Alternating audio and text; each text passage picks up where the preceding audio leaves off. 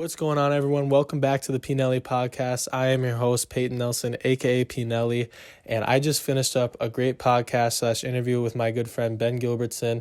He's a wrestler here at St. John's. We talked everything about being a collegiate wrestler to Minnesota sports to a lot of UFC talk, considering that UFC 285 is this weekend, and we talked about our picks and whatnot. And he's very mindful, very smart about UFC, knows a lot. So if that's stuff that interests you, make sure you stick around for this whole podcast. I did try to use this blue snowball microphone to record the podcast, plugged it into my laptop. Turns out I didn't have it set up right, and the sound quality is a little funky, I think. Trying to figure it out on Audacity. But if the sound quality isn't the greatest, that's just because, like I said, I rented this microphone. Didn't turn out the way I wanted it to. But, trial and error.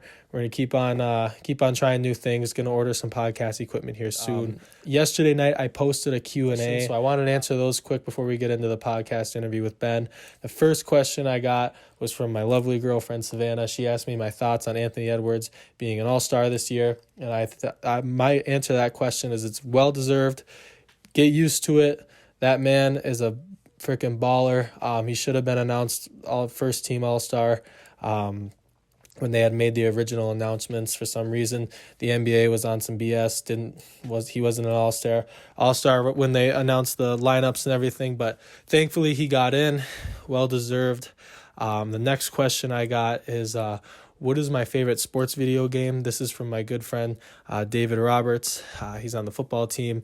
And my favorite sports video game, I'd have to say it's a little different than what you might think, but Madden Mobile. I'm horrible at sports video games, like on the Xbox and stuff, like terrible. Never really got into them. NHL is pretty fun, but Madden Mobile, I used to play it a lot. I like grinding the season mode, was always my favorite, but Madden Mobile would be my answer to that one, David.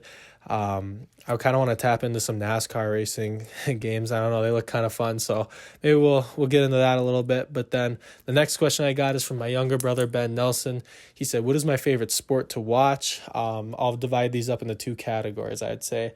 Favorite sport to watch on TV would have to be UFC. You just never know what's going to happen. Keeps you at the edge of your seat.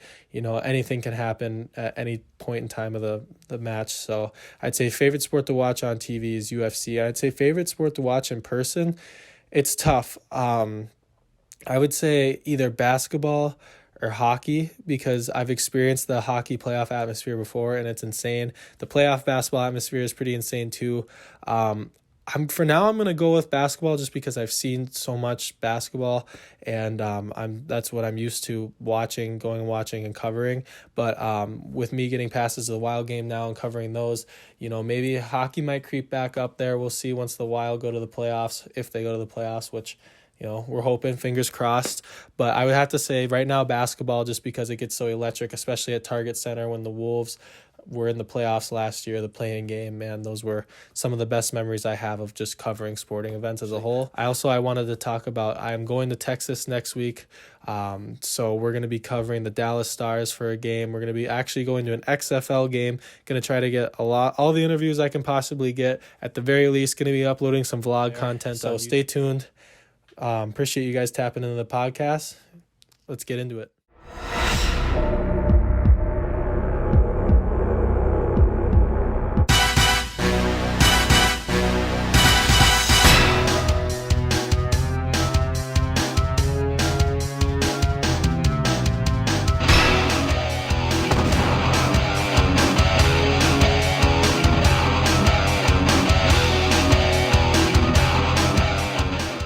All right, so we are here. Ben Gilbertson, thanks for coming on.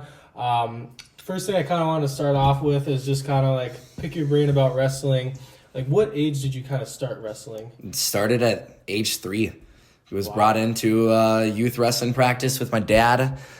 He was one of the youth wrestling coaches in St. Cloud area, and I don't know, just kind of just came about it. I mean, he didn't really give me wrestling shoes. He just wanted me to, dick around or whatnot. And then, a couple of years down the road, I started doing a lot more tournaments. Kindergarten, I started traveling to a little bit more tournaments here and there. When it turned into first grade, that's when we started traveling every single weekend, doing state tournaments. even tournaments in North Dakota because we got family over there. So that's when the traveling started progressing a little bit more.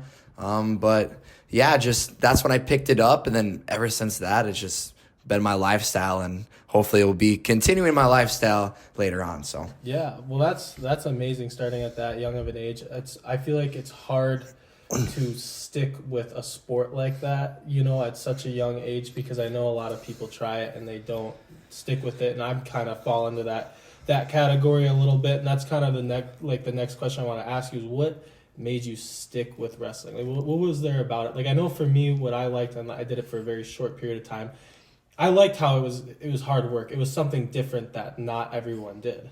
Yeah, easily the best part was getting your hand raised. Yeah. I think like the cool thing was that like it's not a team aspect, with everything. Like you're not relying on your teammates, or it might be one of your teammates' fault. But when you're on the mat, like it's all about you out there, and you can control your destiny, whether you get your hand raised or whether you don't get your hand raised. Yeah. And I just loved that feeling of getting my hand raised every time I'd win a match, and that's what continued me to keep driving and pushing forward, is that getting my hand raised, and then going to other tournaments and seeing different kids and also getting my hand raised, getting trophies and getting bobbleheads, medals, all these awards and accolades that you can get out of the youth wrestling. That was such a cool factor out of it.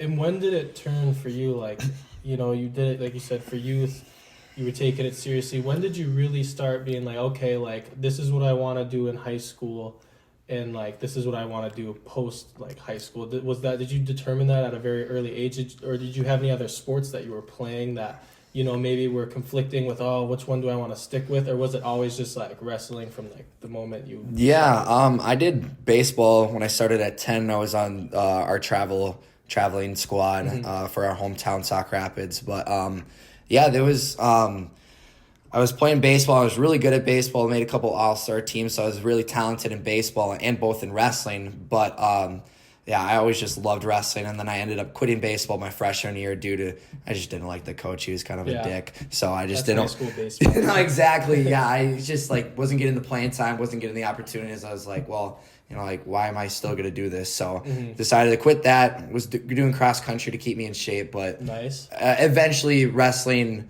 was going to be the ultimate goal. Even post college, I always wanted to be a college athlete. Yep. You see on ESPN, you see the Division I championships, and these guys are on, ESPN. They're on the national stage, and they're going out there and they're competing, and it's cool to just see them being on national TV and being able to go out and show their best stuff, and then getting their hand raised, and then being the national champion, being the best in the country. And I thought that was such a cool atmosphere that I wanted to do that in college, no matter what division. I mean, ultimately Division I was kind of the goal, but as high school progressed and I wasn't getting the results, D3, I don't care if it's D3, D2, JUCO, NAIA, but like any division or any college level is crazy. Impressive. It's funny that you say that, because I've heard other people say that on different podcasts. I've heard other athletes say that, and like I feel like for you to really truly understand that statement is you have to like play a collegiate sport to understand it. Because I know people will look at it, it's D3, it's this, that, but it's like it's still a grind, and you people don't realize, and I didn't realize this until doing wrestling last year, was, I mean, they're redshirt freshmen, but you still are wrestling Division I wrestlers. Because we had the tournament here last year. I know it wasn't NDSU here. Yep. Their freshman class was here, and Iowa, I think it was the Cyclones were here too. Yep, Iowa State. And that was something I didn't know. And like I said, I know it's the freshman, but it's still you're wrestling a Division I athlete. It's just pretty crazy. And I think that the label of having like D3, it doesn't do it justice at all, because people don't really realize what goes into it, like the long car drives, all that crazy stuff. And so wow, the neighbor's fire alarm's going on. that's kind of a reoccurring thing. My bad, I got a little sidetracked from that, but I kind of wanted to talk about that too, as well as just kind of the grind from like, you going from high school to the collegiate level. Like, what's the biggest difference that happened for you? Because you're a junior now and you have 2 years more of eligibility. But what was the biggest thing for you your freshman year, like that jump from high school to college? Good question. It's just like how much more like devoted of time you have to have. In high school, you can kind of get away with, your talent. If you have a lot of talent, you can get away with winning a lot of matches in high school. And that goes with every other sport, like talent really is beating out like the amount of hard work you put in because, you're still growing, you're still going through puberty and whatnot. So talent trumps over everything. But once you get into college, it's the amount of hard work that you put in, the amount of lifting, the amount of extra time that you put in, that's what's going to separate, the guys getting their hand raised versus the guys that aren't going to get their hand raised. And I realized that my freshman year, just kind of walking in, nonchalantly thinking, St. John's not really a notorious good program, but it is, I wanted to prove myself out there, try to get a starting spot. Yeah. But when I walked in there, I got my ass beaten by every single person out there. Even my freshman class, like I'd go into the practice room and I'd get the shit kicked out of me every single day. And then realizing to myself that like, if I want to start winning matches and start, seeing some progress, I have to put in extra amount of time in the off season, even during the season, like putting in 15, 20 minutes extra every single day on top of lifting. Like that's what's going to separate the losers and the winners in college wrestling, which is crazy, but that goes along with all these other college sports too. I agree. I think with high school, it's like, I tried just about every sport in the book. I tried soccer. Well, I did soccer. That was my main sport. Football, I did wrestling, I did track, I did baseball. And, once you get to the college level, being a dual athlete, you can do it. There are people that do it, but like, you got to really devote the time. And that's one thing I noticed too, is that like, you guys start your captain's practices early. You guys are on the lifting program in the summer. Like I know we were talking about before, you were driving the day one training program that's up here? Yep. So you're it's a year round thing for you. Yeah. And it is no joke. I agree with that. I know that in high school, there'd be people that would go to like pinnacle classes and stuff like that. But I feel like, in high school wrestling, it was like, unless it was your main sport, it was like, okay, like that season's over, on to the next, like, whatever you have in the spring, or, focusing on football. Yeah. But what's like kind of one of your like favorite parts about college wrestling, like here at St. John's, just like you got any like funny stories or anything like that, that's just like just fun times just at tournaments or like the bus rides? Or just stuff like that. Like, is there anything you can kind of recall? Maybe not your favorite story, but one that just kind of comes to mind? For sure. I mean, recently over Christmas break, we got to travel in RV to Florida. Oh, yeah. Tell me about that. That was a grind and a half. And that was, 26 and a half hours of constant driving. Wow. We left the day after Christmas Day, at the 26th, and so we drove down to Florida, we wrestled, and then we stopped on our way back to Nashville. So we got to experience, or at least myself, and then the assistant coach and a couple of teammates, we went to Broadway, which was really cool. Yeah. Just going out there and seeing the scenery and whatnot, and there was so much country music and whatnot. And I remember one time where me and Julian, we were walking out from one of the bars after we were just sitting there playing darts and whatnot, and I was like, man, I'm fucking hungry. Like, are you hungry right now? And so we stopped at this like hot dog spot, and like I go in there and I'm trying to like, I don't have any cash on me, so I'm trying to pay with my card. Card's not working, and all these guys are just like, come on, like hurry the fuck up, like let's hit the next spot. But I'm trying to get my hot dog because I'm super hungry right now. And so it's funny because Dan, he comes up and he ends up paying my hot dog, and I'm like, well, I feel bad, like I'll go buy the next round or whatnot. I ended up not paying a single dollar at all. We had one guy, our teammate Julian, he ended up buying like 3 rounds or whatnot. And then, a couple of their buddies were buying rounds, but I ended up squeaking away with buying nothing. So, yeah. So you're telling me the 26-hour drive was worth it? Oh, yeah, for sure. And then, like, the wrestling part, too, that was so much fun. I, like, getting out, because we got there a day early, so we got to experience, like, Fort Lauderdale as a free day. And so we went on a run.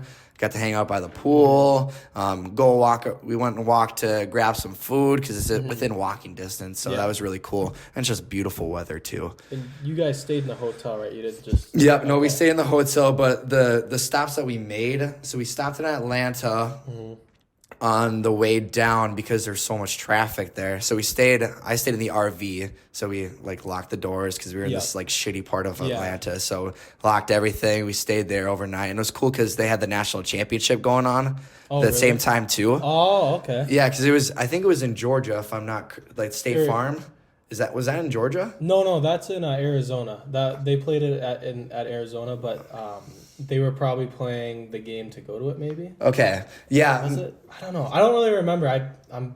That seems like a long time ago. I know we were near national championship time, but yeah, probably one of the playoff games is what I'm gonna guess. No, for sure. Oh, frick, because who did Georgia play? They played someone like Michigan. Was it Michigan? Yes, we saw a bunch of Michigan fans and a bunch of Georgia fans around the area, which was super cool because everyone was decked out on their gears, talking about the game, whatnot. Obviously, I have no sentimental value because Minnesota sports, they just break your heart every single year. Exactly. Yeah, the Gophers might beat Wisconsin, and that's the best they're gonna do. Yeah, get the axe and whatnot. I don't know. Yeah, it's just being a Minnesota fan, it's just that's tough. a whole nother podcast itself, honestly. No, exactly. Yeah, I was just looking at the Minnesota Gophers basketball record, and they're 7-20, one win in their conference. Man. Yeah, my dad always says this. He doesn't know how they're not bad. Because think about Minnesota basketball, the talent Minnesota basketball has produced.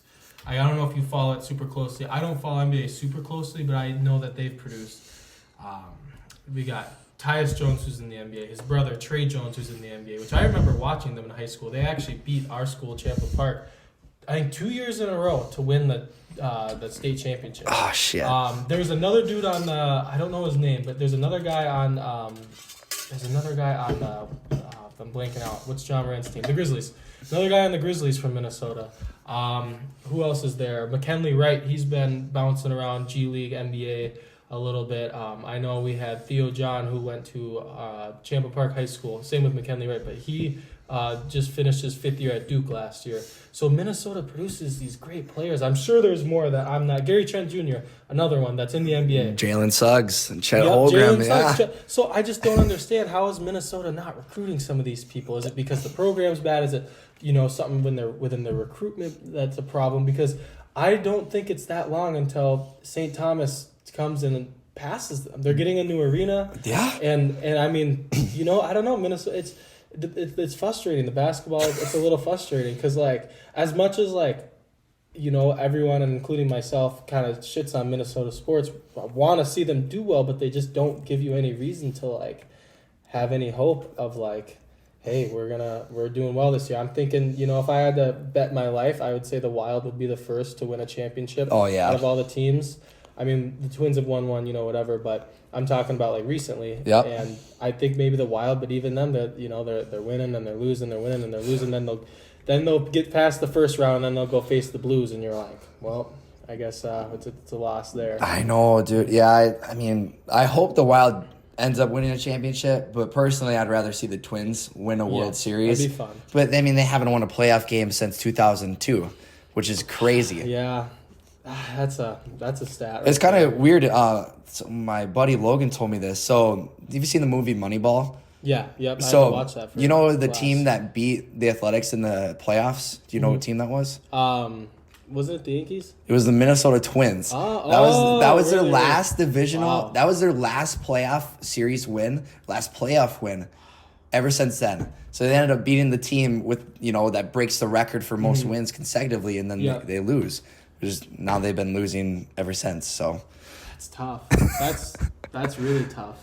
Yeah, I don't know. The Twins, they seem to keep digging themselves a deeper hole every single year. Now, baseball's so unpredictable.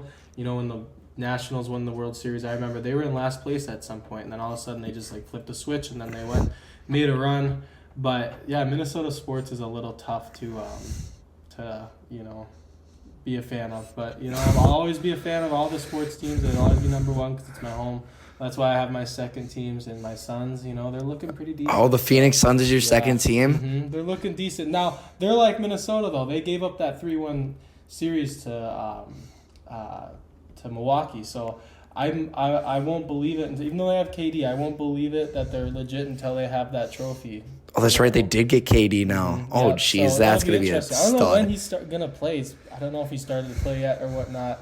Like, I know I do, I run a sports podcast, but I'm also like, I don't follow it like the back of my hand. You know, I do kind of follow the Wolves quite a bit. They got a good win against the Clippers last night, so that was nice. But yeah, they're looking decent, and they'll probably be an 8 seed, hopefully. Yeah, hopefully they just. I want to. My thing is I want a secure playoff spot. I don't want a let's get the play-in game and hope that we win. You know, like I want a secure playoff spot where I know we're gonna get a playoff series because those playoff games are fun, man. Last year going to the Wolves Grizzlies games. I think I went to 2 of them. I went to the play-in game, and I went to 2 of the Wolves Grizzlies games. And unfortunately, I think they lost both. But and one of them was when they gave up that 25-point lead. I don't know if you remember that. Yeah. But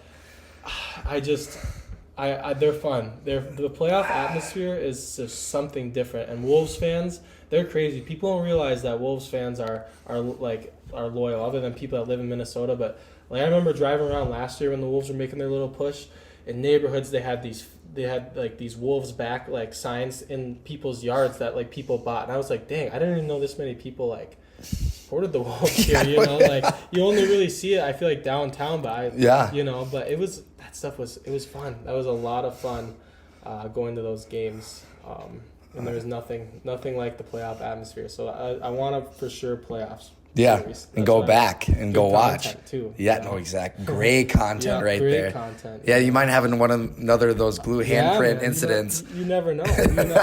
Honestly, I bet that is the first thing that, because I know I talked to the Timberwolves security guard. His name's Tony. He's like, I want to say he's like the Wolves kind of security guard. He's like the Wolves. I want to almost call him a mentor because I think he's the one that checks in on the players, making sure they're in by curfew. I believe. I could be wrong. But he's a super nice guy. He's the one that, like, anytime there's a fight, he's out there. Like, he's out there. I've talked to him. He used to be a Minneapolis cop, and he's super cool. And I remember when there was the Glue Girl stuff happened, he was the one that was carrying her. Like, if you go back and look up the incident when the girl did it in Memphis, and like she like chained her like self to the hoop. Yeah. He like was the one that ripped it off, and there was other security guards helping her, and like just picked her up and just brought her out. Holy shit. Dude, he's super cool. He's like James Bond, man. He's when he's at the game, he's strictly business. He's sitting there, and I'll try to get a video next time. I'd like to actually interview him, but you watch.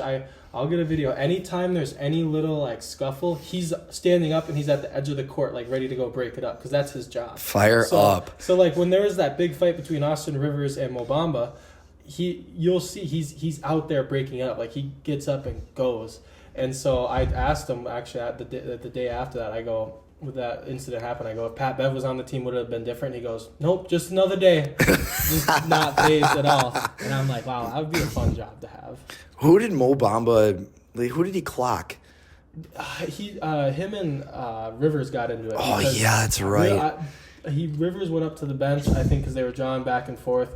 Then all of a sudden, Mo Bamba got up, and then they just started going at it. Oh, fuck. That was a shout out to Lo the barber. He actually, my little brother's football coach was right there, basically courtside, like videotaping it. Sent it to me. I popped it up, and that was an intense one, dude. You don't see that a lot in NBA. No. You see it in the NHL. You see it in the NHL a lot. Well. You see it in baseball a little bit, but NBA fights, those are some tall guys. Like I'm down there, and it's like, have you ever seen like how tall some of those NBA players are? No, I can't imagine. It's long ass arms trying to swing it around, man. You could get.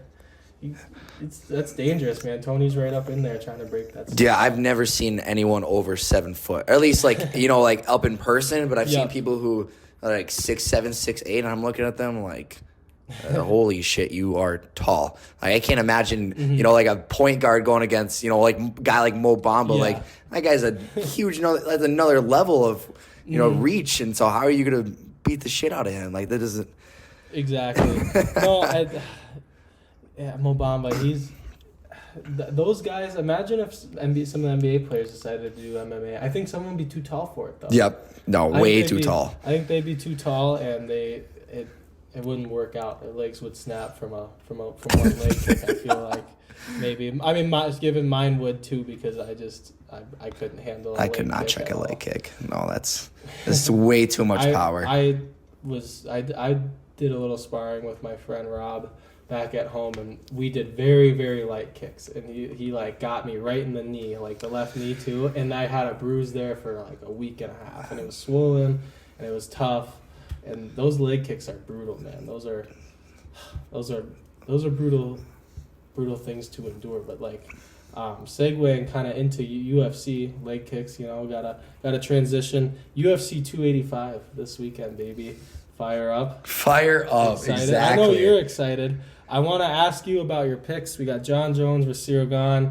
And then we got Valentina Shevchenko versus Gross. I don't know her first name. Alexa. Alexa Gross. And then a couple other fights. I don't follow UFC as close as I used to, but I see that Bo Nickal's starting us off. Yeah. On the main card, fellow wrestler right there. So what do you think? Who are your picks for let's go with Jones Gane, then Shevchenko Gross, and then we'll go with Nickal and Pickett. Just to keep it brief. Yeah. So I did my picks earlier today. There's this app where you can like go and make your picks and whatnot. Yeah.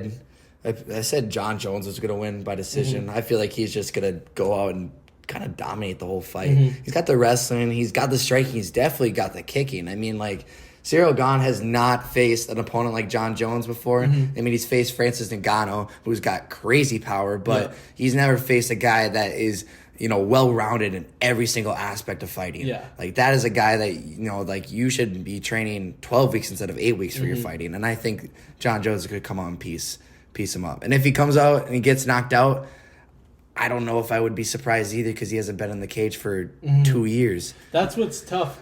I was thinking about it. I feel like for some of like the hardcore MMA fans, it's like for John Jones, it's like can be either a win-win or a lose-lose, because if he wins, it's like, oh well, it's John Jones. He's really good, whatever. But then if he loses, it's like, oh well, he hasn't been in the cage that long. Yeah. So it's like.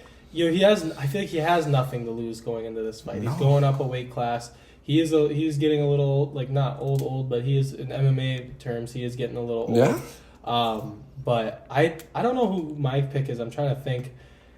It's hard because, Cyril Gane, he did lose to Ngannou, but, you never know. Some athletes take losses different. Some of them, they let it determine. Some of them, they use it as a learning point. And who knows, maybe Cyril Gane's coming back just a straight, savage compared to what he was in that Ngannou fight. So that's one thing that I kind of was trying to keep, think about. But I'm gonna just go with John Jones just because every time I bet against him, he always wins. So, but kind of like you said, if he lost, I wouldn't be surprised. Yeah. But he has nothing to lose, and so I'm glad he's stirring things up in that heavyweight division, considering there's no more Francis Ngannou, which is pretty crazy. Oh, what do you think about that? I mean, God, if I'm going to be honest, that's kind of a smart move on his part. One, like, he's been like the likes of Cyril Gane, Stipe Miocic, pieced up both of them. And then, your biggest fight now is John Jones. Yeah. And he was going through a bunch of, I think, like knee surgeries. Like, his knees were just shot. So, and with the amount of pay that, I think he's not even getting 7 figures for these fights. And these are big name fights, and he's a dominant fighter. So why would he... It makes sense for him not to renew any contract and go out and do something else. Like, I could see him doing boxing and fighting like Tyson Fury and making some big money fights or something like that. Or another league, PFL. Yep. So you obviously get your standardized contract, but if you win the whole thing, you win $1 million, right? And he made more... $1 million is probably more than he made when he was coming up the ranks. I mean, like, I don't know, like... It's tough. I could see him both in PFL, or I can see him, doing big prize fights in boxing. But I see boxing a little bit more of his way path. Probably because of his knees too. Yeah. It's so much easier on your knees for the most part. Obviously, you don't have to worry about wrestling and whatnot. That PFL, I have a little theory about that. PFL is interesting because if, let's just say, Ngannou does go there, and let's say he gets paid like at least a little bit more than what he's getting in UFC, it'd be interesting to see who else goes there, because to my knowledge, I don't know if it's, I know it was announced a while ago, but isn't Jake Paul technically going to fight Nate Diaz in the PFL? Yeah, well, he did sign a contract. There's some sort of contract? It's a weird, like, stipulation. So like he can obviously do the boxing that he wants, but like let's say if he wants an MMA fight, like he's gonna have to fight in PFL. And probably those types of fights. I don't know if you know Clarissa Shields at all. She's a big time women's boxer, but she signed a contract. She did a couple MMA fights, so she doesn't fall under like the PFL regulations for like normal fighters that fight within like whatever the championship is or whatnot. So I think she gets her own type of money, but I'm assuming that like with the amount of pay-per-view buys that they're probably going to get with Jake Paul, if he fights Nate Diaz, which that would be a really cool fight. I wouldn't be surprised that he, gets a significant amount of money, probably the same amount as what he would probably make in a UFC fight. See, that's what interests me is that, okay, let's just say Nate Diaz goes to PFL. So then there's two, pretty decent names in MMA that are at PFL. Then obviously you have Jake Paul, who's going to be, who's a marketing genius, whether you love him or not, who's going to be calling out all these fighters, whatever. And so then that leads the question to, with Dana White, maybe, I know there's nothing, no one said this, and only he knows, but maybe kind of considering, hanging it up at the UFC just because he's been doing it. He's grown it. He's done a ton of stuff, made a ton of money. That leads me to ask, do you think more fighters are going to go to the PFL? Because if fighters start to get paid more, which, I know that Dana White says, fighters get paid, but then why is it such a big problem? It seems like every month I see some big story about fighters not getting paid. And I see some story about, no, they do get paid. So it's like, if people go to PFL and PFL, is smart, maybe lets fighters wear their sponsors on their, on their shorts and stuff. Are we going to see that? Because, the UFC will always have McGregor, Islam and stuff like that. But I don't know if the PFL could be a start of a new... Yeah, I don't think it'd ever surpass UFC, but I don't know, it's interesting. No, it is. It could if Jake Paul's there and you're a UFC fighter that's maybe kind of on their way out, kind of like Nate Diaz that has nothing to lose, whether those fights are, you want to say they're scripted or not, you're still making a lot of money. Yeah, it's interesting. PFL, it's like you're just taking a shot on yourself. Like, do you believe that you can go out and win the whole thing and get the $1 million? And that's the biggest prize. And the fights leading up to that, I'm assuming that these fighters aren't getting paid as much as UFC fighters per fight, but it's because of, obviously the $1 million championship that you're going to win. But if fighters want to take that chance, especially if you're the top 5 in the UFC, you're probably going to have a good shot of winning, the $1 million championship. Like, that's just kind of a given with the amount of talent and the amount of people that you face, too. Like, like you're going, let's say if, like, I'm the number 3 ranked fighter, I just fought Israel Adesanya twice, and I'm, keeping it close with him. Like, Israel Adesanya is way better than the rest of the middleweights in the PFL division. That's no question about that. So I'd have, I'm willing to take a shot for myself and, go out and compete for $1 million and then see what happens. But I don't know. It's weird. You go back to the fighter pay, and it's that, like, I think they know coming into it that they're not going to get paid much. It's the amount of wins that you have and the amount of, like, how much, money can you bring in? Like, what's your status? Like, are you popular? Like Conor McGregor, like, he started out making, like, $30,000 a fight to show, $30,000 to win. And with just the popularity that he gained, that's how he started making so much fucking money. And not everyone can be a Conor McGregor. No. So that's why it's like, well, if more people go to the PFL, then, then their ratings go up, then they can pay more.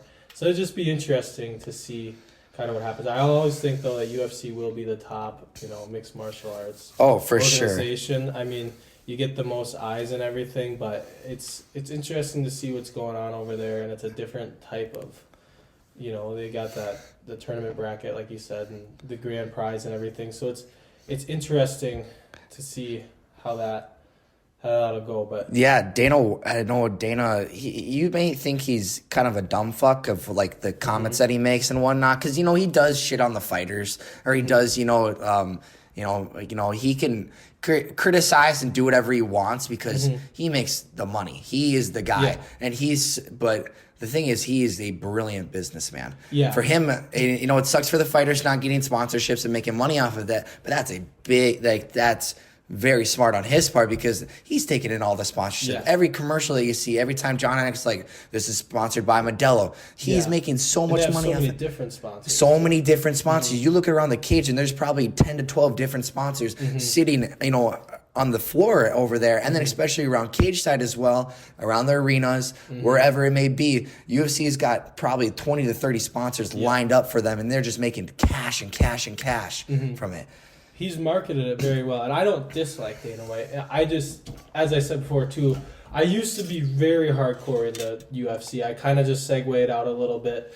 I still keep up with it. I'll still watch fights like obviously John Jones and Cyril Gane, but I know that like I said, he's marketed it great. It's to an average fan that doesn't know like the real nitty gritty stuff. You always see these headlines, and who knows which ones are fake and real about like they don't pay the fighters don't make jack. And then like I saw something where it's like when you factor in travel, training, you got to pay your trainers, pay your gym bill, and all that stuff. It's like you're not walking away with much, at least at the start. Now maybe once you get to like when you're going to be at least prelims on like a John Jones fight, or maybe you're a main card person, then maybe then you're starting to make somewhat decent of money. But you see all these articles and everything, and now that the UFC, it's more popular. I think it's more mainstream now. I remember back 2019 when I was a freshman in college, and I got into it my sophomore year of high school because that's when I started wrestling. So I was like, this is pretty cool. And I remember it was like an underground thing. Like no one watched UFC. If you met someone back in the day that watched UFC, it was like amazing. You'd have to sit there and have a 30-minute conversation about it because you didn't meet a lot of people. You'd go to B-dubs, you'd watch the fights, and then like that's it. And I feel like that's the same thing. I actually wanted to ask you too about wrestling, is I feel like it's with UFC and wrestling and everything all getting popular. Do you think wrestling is more, I don't want to say acceptable now, but do you think it's more of like a trend almost? Like it's cooler to do now than back then? Because I remember when I wrestled in high school, it was like people were like, oh, you wrestle, like oh, that's wild. That's like not like weird, but it was always like different. And now I feel like it's like, oh, you wrestle, like that's badass. Like I want to try that. I see a lot of people getting into it. I see a lot of stuff online, like TikToks and stuff of people like promoting like their wrestling day in the lives, which I think is great because it's a great sport. But I feel like, do you think that back then it was a little more, or now it's more acceptable than it was maybe back then? Yeah, it's a good thing you brought that up. Have you ever seen the movie Vision Quest at all? No. So in the movie Vision Quest, the main character Loudon, he's cutting, I think it's like 28 pounds to go beat the number one kid in the state. Yeah. But in the final match, the crowd is just packed. And I remember like talking stories with my dad, and even guys that wrestled in high school in the 80s, like high school wrestling, for if you lived in a small town, high school wrestling was huge. Like everyone came in, like it's like what hockey is today. Like everyone came in, gym is packed. Wrestling was the cool thing back in the day because that was like the only kind of combat sport that you'd hear of, other than boxing. But like wrestling was the only accessible thing that you get to watch, in person. And that's why it became so popular. And then you go into the 90s, the 2000s, and that's when the sport started kind of trickling it down because there wasn't any really mainstream guys that were big into it other than Brock Lesnar and Kurt Angle, who transitioned into WWE. But I think now with the guys of Gable Steveson, he probably changed the trajectory of the sport. Him going out there as a 20-year-old, winning 2 national titles, going out there with 9 seconds left, scoring 4 points, winning an Olympic gold. There's shirts made of him. Yep. He was the biggest thing in the world, going out there and winning an Olympic gold. Yep. And then you flash forward, and his last match at the Gophers sold out. Yep. Me and a couple of my buddies, we went to go watch, the final match of Gable Steveson in the state of Minnesota, and everything is packed, and there was a big show for him and whatnot. Even at the national championships, everyone wanted to watch Gable Steveson, go dominate someone. Like it's having those guys and Spencer Lee tearing his ACL and him saying like, oh, excuses are for wusses. I totally agree. This guy had no ACLs and he ends up winning the national championship. AJ Ferrari, when he, obviously under his like allegations that he had, not a good thing that he did. But besides the fact, like going out there on the mic and he's like, go Cowboys, baby. And, he's got that personality with him. Like that's what the sport needs. The sport really doesn't have that. But now you have Spencer Lee, and then you have RBY, and their styles of wrestling is just so beautiful to watch. And so hopefully that attracts people when it comes, the Division I championships coming up soon. Hopefully that requires a little bit more attention to be like, oh my gosh, like I can't even do that. Like, look at how he's doing a cartwheel and then taking somebody down and then pinning them. Like that, those are crazy chains of events, and you never see that stuff. And you get to, actually watch that on ESPN, and that's going to be super cool. And that goes back to the UFC being more mainstream. I feel like now that's why they're getting people like Bo Nickel, who this is what is this his second fight in the UFC? This will be his second. Okay. Let's include the Ultimate Fighter. Okay, yeah, so this will be his fourth fight. And how many wrestlers now, and especially if he goes out here and wins on the main card of John Jones and Cyril Gane, which arguably probably will be the biggest card he'll fight on, unless if he maybe headlines or whenever that would be. He probably will. Yeah, or, fights under McGregor or another huge name fighter. But let's say he goes out here and performs, how many college wrestlers are going to look at that and be like, yeah, like the way I look at it, like I want to do that. And the way I look at it now is like there's no professional wrestling. Like, I mean, I know that they have those like wrestling matches at MSG, right? To my knowledge. Yep. But I feel like wrestlers now, it's like after wrestling, it's like I'm gonna go into MMA. Like that's the wrestling NFL right there. Like when you complete college wrestling and you loved it that much, it's like, well, I already have the hardest part of mixed martial arts down. It'll be hard, but it won't be as hard as just beginning to learn jiu-jitsu. So I got the ground knowledge and everything. So now I need to just learn boxing and kickboxing, which is way harder said than done. Yeah. Or easier said than done. Wow, I can't believe I messed that up. But so then that's why I'm thinking it gets more people in the wrestling, because the whole reason why I started wrestling in high school is because I was like, I want to do mixed martial arts. Never ended up actually doing it. I still, I'll still go to gyms. I'll still box here and there just because I enjoy just like competitive like combat, light sparring. But how many people now is it going to inspire like to the next generation of UFC and I think even wrestling is gonna be pretty huge, because if someone wants to get into it and you're in high school and it's not weird to be a wrestler. Because not saying it ever was, but I feel like I said, it was a very daunting thing to do, I think, back in the day. It's a big step to take for someone who's never done it.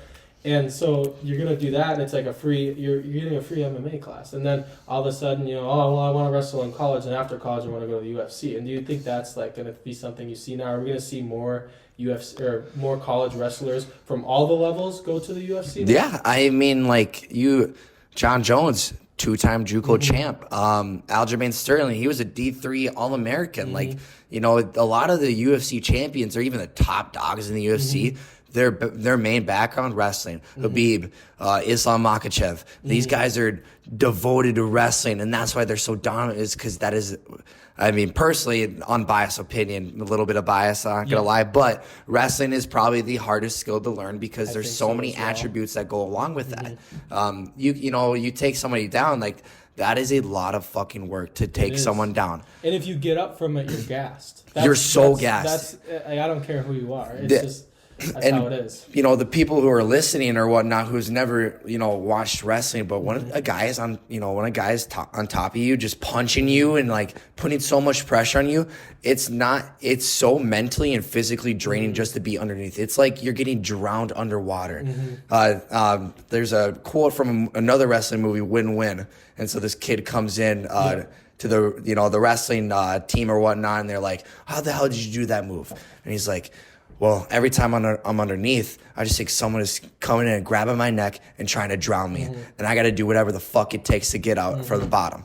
And so that's the mentality you got to have, but it's so mentally draining and physically draining just to get out from that. And you get taken down once, you're gassed. Taking someone down is hard. Taking someone down is gassed, gets you gassed too. I've been going in the wrestling room a little bit and been doing a circuit where I just, because I don't like doing just running cardio. It's tough on my knees. So I've been going in the wrestling room and I'll do some shadow boxing for the first 3 minutes. And then after that, I'll do wrestling with those dummies. I tried the 120-pound one and I was like, wow, like, that was a little tough, so I've been using the 70-pound one, and even then after that, like, I'll just, do little shots. They're not really too worried about form, just trying to get my cardio up, set up, and it's like, even, like, doing a suplex on a 70-pound dummy is, like, unless if you've done it a trillion times, it's hard. It's a different, type of movement, and then, like you said, and that's on a dummy, that's not someone who you're, another human being that knows defense, that knows how to do reversals and stuff like that, and it's a really great sport that I think I feel like it's fun to do. It's a very fun thing to do, just for fun, but also too, like, as far as doing it just at the collegiate level and at a professional level like UFC, it's a different animal that people don't, I think, realize.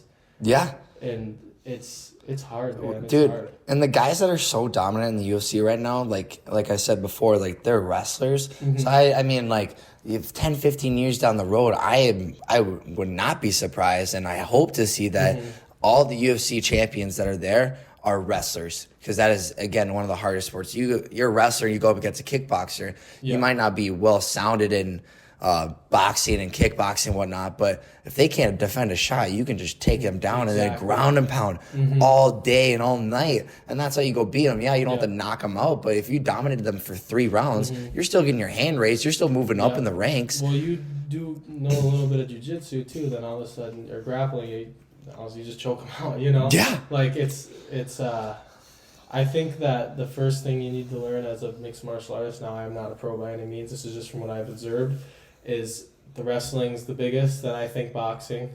Yeah. And then after that, it all kind of falls into place. Yep. Yeah. Well, kickboxing, I should say, because, when I spar my friend Rob, shout out to Rob, we'll do a couple rounds just boxing, and that's my forte, because that's what I did. I've been, like, doing boxing on and off, just not competing, just hitting pads, hitting heavy bag, doing a little sparring at some gyms, since my junior year of high school. So I have an idea, and so I go up against my friend Rob, who's Muay Thai, and he's really good at kicking. He's gotten a lot better at boxing, and so we'll just do boxing rounds, and I'm doing pretty well. And as soon as you have the kicking going on, I'm like, oh my god! He throws one kick, I throw both my hands down the block, and then boom, get pieced up, because I'm not used to it, Yeah. And so I think it'd be wrestling, then you gotta learn kickboxing. Because the kicks, man, you gotta learn. Because those leg kicks are so deadly. You see how like the toll it takes on people. Dude, yeah. And then everything else, then probably be grappling and all the other crazy stuff. Yeah. That if I was young in high school, I'd be wrestling, and I'd be learning some kickboxing if I wanted to, like, go into UFC, and then everything else just kind of would fill in from there. Maybe. You ever seen any Muay Thai fights at all? I've tapped in a little bit, but I don't know any fighters, but I've seen those things are intense, man. They're going at it. They're so cool. Yeah, I mean, I don't know any fighters either, but yeah, they go balls to the wall for 3 minutes around, and they are throwing kicks, knees, elbows, punches. Like, they're crazy fast, and their training is insane too. Like, I seen this video of a guy from Thailand, because obviously that's where Muay Thai is originated from, and he's kicking, like, bamboo trees down, so his shins can, like, go down to literally bone, so it doesn't hurt. So they has no scar tissue at all, so that when they do get leg kicked or when they throw a kick, that they're not, like, suffering any damage off of that. That is insane. I remember Tony Ferguson doing those back in the day and everything like that. I've also too, I wanted to ask you, so we segued off, but I want to draw you back into this quick. So you got John Jones. So what about Valentina Shevchenko and Grasso? Holy shit, we did segue that for a while. That's all right. We did from the wrestling part too, but that's all right. It's a podcast. I feel like that's the point of the podcast, right? Yeah, exactly. Valentina Shevchenko. She's such a fucking dog. She's, like, so quick with everything. Her leg kicks are so deadly. her kicking Jessica I in the face and her just being stiff as a board, and then her doing her emo like Russian dance is just so fucking funny to watch. Insane. But no, she's gonna dominate. I'm thinking round 1, she'll go out there, piece Grasso for a little bit, and then round 2 is that when she ends the fight. No doubt. What do you got? I don't really know much about Grasso, but I'm gonna say Valentina Shevchenko because I feel like for women's UFC, when you're a dominant fighter, like you don't see them fall that much until like it's really a fluky thing. Like when Amanda Nunes lost. Remember when she lost and it was like, holy shit, she lost. And then they had the rematch and she won, right? Oh, she dominated. Yeah, that's Pena. What I mean. So I think like Shevchenko, she works hard. I think she's gonna win. I would agree. I don't really have much more of a reason other than she's a demon. You know, she's good. What about Neil and Rackham? I don't know how to say his last name. Oh no, yeah, for sure. We gotta include the other fights. Just go through the whole main card. I know Jeff Neal. It's crazy because Jeff Neal just recently he KO'd Vincent Luque, and that was the first time anyone has knocked out Vincent Luque. Really? So he's got some hands. He's fucking good. But the other fighter, I can't say his name, but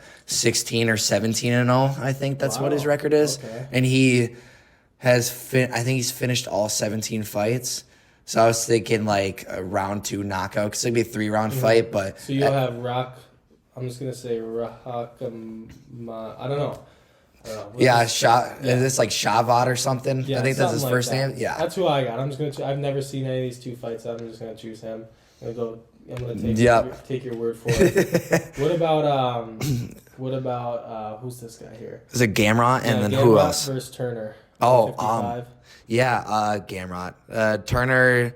From what I hear, he's like a last-minute replacement. Yeah. So he probably wasn't training intensely, so he's definitely going to be gassed, but I bet he's going to give Gamrot a run for his money. Mm-hmm. But I wouldn't be surprised if Gamrot goes out and dominates. He's got great wrestling, too, and that's obviously going to trump over everything. So, and then the last one was Bo Nickel and Jamie Pickett, right? Yeah. Oh, I feel like that's an easy one. Bo Nickel. You gotta go with Bo Nickel. Dude, yeah. I gotta know what the fight odds are to that fight specifically, because when he fought in the Contender Series or whatever, it was like he was a negative 4,000. Really? Negative 4,000 like favorite to go win that fight, and goes out and beats him in a minute. Like I wonder what the odds are to that fight being his first UFC fight. Ben, it was a pleasure to have you on. Dude, thanks for having me on. Of course, man. Thanks for coming on. You want to tell the people where they can, follow you, reach you, whatnot? I don't know. If you're interested, go follow. Is it like Ben.Gilbertson91 for Instagram? I post a lot of like wrestling pictures, but I feel like, I don't know, if I were to do some content, it would be like training videos or whatnot. Man. There's not a lot of wrestling like content creators out there, I feel like. No. Your Instagram, Ben.Gilbertson91. Yeah. Awesome, Ben. It was good to have you on. Yeah, thank you. Don't stop, they keep going. Yeah. You can lose your life, but it's gonna keep going. Why not risk life when it's gonna keep going? Yeah. When you die, somebody else was born, but at least we got to say we brothers.